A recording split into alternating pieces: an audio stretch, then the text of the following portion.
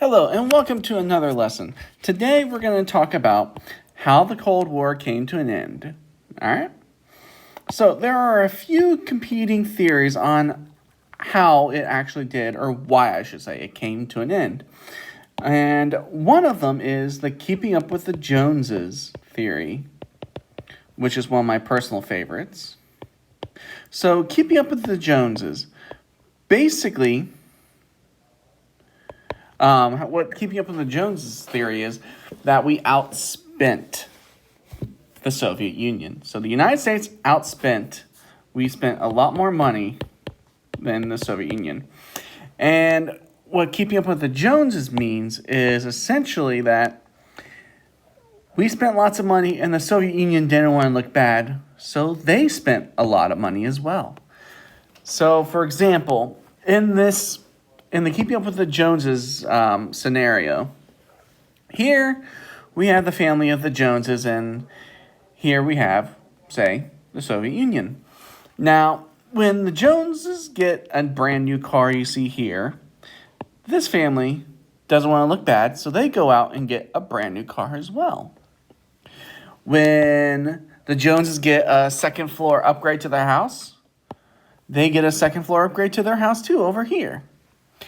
Now, the difference between the Joneses and this group, or this family over here, is that the Joneses make, say, more money than they do.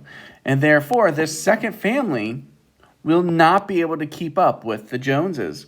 So, essentially, let's say that family one makes 80 grand. And Joneses make 160 grand.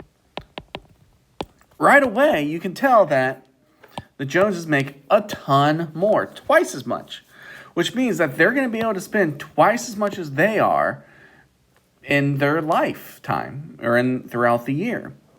So in reality, when they spend, say, 40 grand on that second floor upgrade, 40 grand to them is half their income.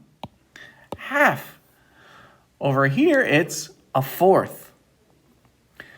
So let's say then that new car, say it's 20K. Over here, it's 20K as well. So they wanted to get just as nice of a car as the Joneses did. But now they're only up to 60 grand, and which is a little over a third. And they're at 60 grand, which is 75% of their total income a year.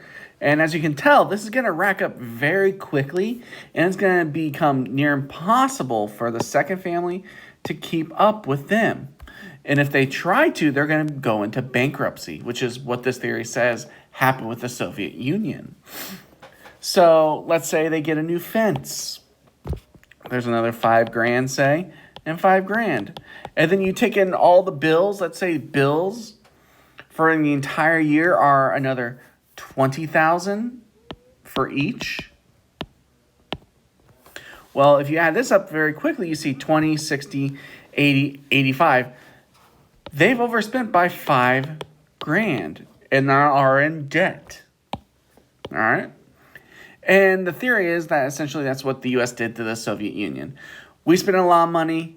They spent a lot of money. We spent more on, say, a moon lander.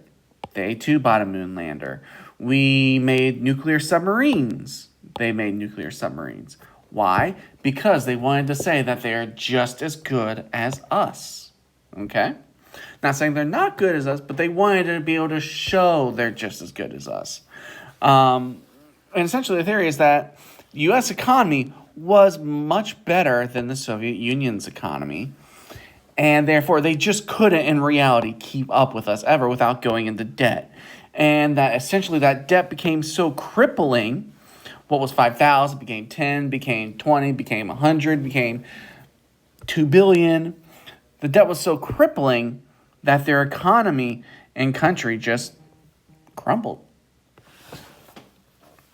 All right, so that's basically one theory. The other, and this is probably the more academic one, is based off of 2 words, perestroika and glasnost. So what do these two words mean? They're obviously Russian. So glasnost is social openness. All right? And perestroika is basically economical openness, so money. So this is people talking, and this is money over here.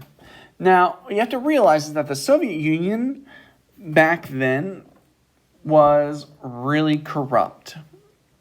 So the Soviet Union, the CCCP, was really corrupt, and everyone was stealing from the economy in through whatever way they could and selling things on the black market because they could get more money from the black market than by not stealing and just taking their paychecks for whatever their position was. So that was the incentive to stealing and selling on the black market. Now, what perestroika did was it allowed the economy to become more like a capitalist economy. All right? So basically, before perestroika, all companies were owned by the state. So the Soviet Union's government owned everything. They're what was called a command economy, and they owned everything in the Soviet Union.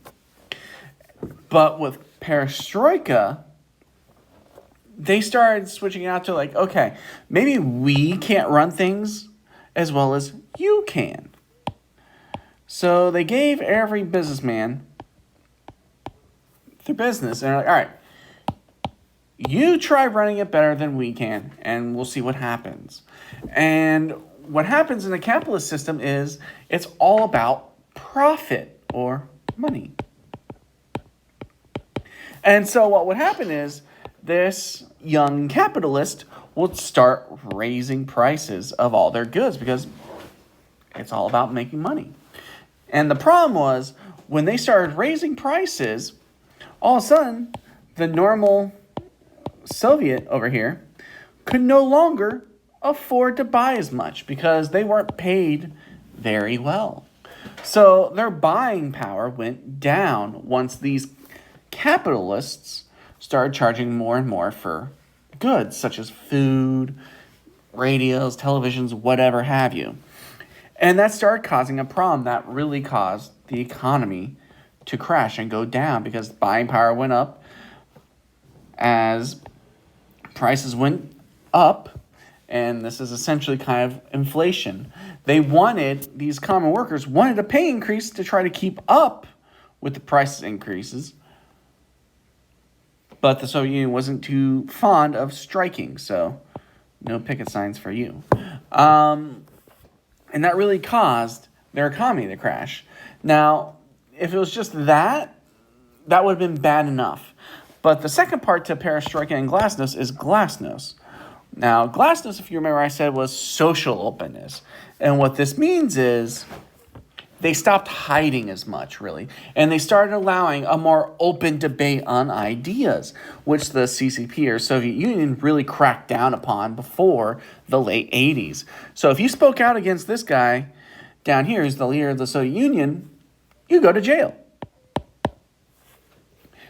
And that's if they didn't just shoot you. So you weren't allowed to speak out. You weren't allowed to express your ideas. And you weren't allowed to do anything different other than what the Soviet Union told you to do. However, with glasnost, they started allowing people to speak out and voice their own opinions. And this became problematic when they started winning government positions from which they could really shout out their differing opinions. Also, the president of the Soviet Union announced that, well, we're not going to intervene in any more of our satellite states. Now, satellite states are the other countries that were close to the Soviet Union. So, like, let's say all these little circles are close to the Soviet Union are other countries. So we're not going to send soldiers into here, if you guys start doing things other than the way we like them. Well, these other countries were like, wait a minute. So we can say and do whatever we want. Maybe we can do things better than the Soviet Union can. And they started leaving the Soviet Union one by one. until eventually it was just Russia as being part of the Soviet Union. And so therefore, the Soviet Union itself was dissolved. And there's just Russia. And that is the lesson. Thank you.